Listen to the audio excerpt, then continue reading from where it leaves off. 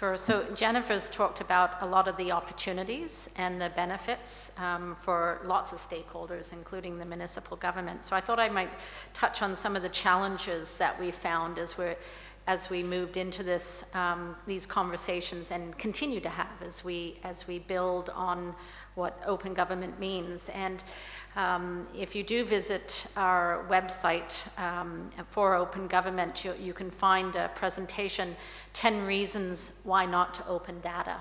And these were all gathered by the team as they were going around to different departments. And I'm not going to remember all 10, but they are, for instance, the first one, we don't have any data. And so even just explaining what data actually people have and that can be valuable. So that was one of them.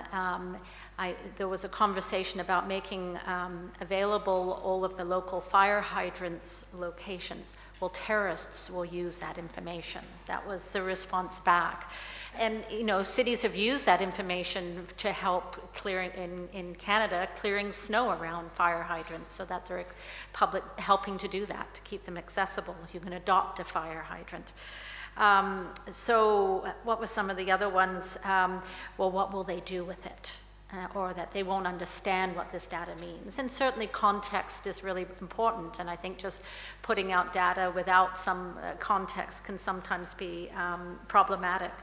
So I think there's you get there's a lot of immediate pushback about why it's not a good idea to do, and you've just got to slowly work through that. The other challenge I find is around this issue of confidentiality and what gets discussed, what's kept confidential, what's discussed in a closed meeting of council, in an in-camera meeting. And it's fascinating to start to push the conversation and ask the question why. And so, well, we need to do this in closed session. And so you ask, why do we have to do this in closed session? And you get an answer back. And then you go, well, what about this? That doesn't add up. Well, you're right about that. And then so you peel off that level and you get down to another level. You can go down several levels to sometimes really getting to the authentic reason why, and it's legitimate to be enclosed, but often you exhaust it and you can find no true legitimate value for doing it enclosed.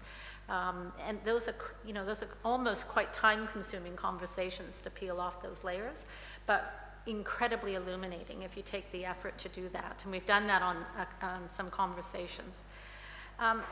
The other area where there's challenges is around sharing of data between agencies. And that's where there's so much opportunity in being able to merge data that the city has with public health, with our police, with family and children's services who address the safety of children. There's lots of opportunity there, but there's this feeling that you can't share data. It's private, and you have to protect that. So we all have privacy legislation, and good reasons to have privacy legislation. But all privacy legislation allows you to share it, but under certain conditions. So it's about having that conversation and starting to build the trust between organizations to be able to share that data. And particularly in areas where there's imminent risk, so where with our most vulnerable members of the community who are at risk, particularly children, when there's imminent risk, you have a duty to share data. And so that's where we've found a space and developed systems around that. So there's a process of conversation that protects confidentiality to a certain point, and then if it meets certain criteria where you can identify there's an imminent risk, then you can move into another level of conversation. And so that's one way we've found that we can address those privacy concerns and actually get to the point of sharing data that will allow us to help people at an earlier stage and intervene at an earlier stage and not let a crisis or a tragedy happen a little bit further down the line. So those are some of the challenges as you move through that process.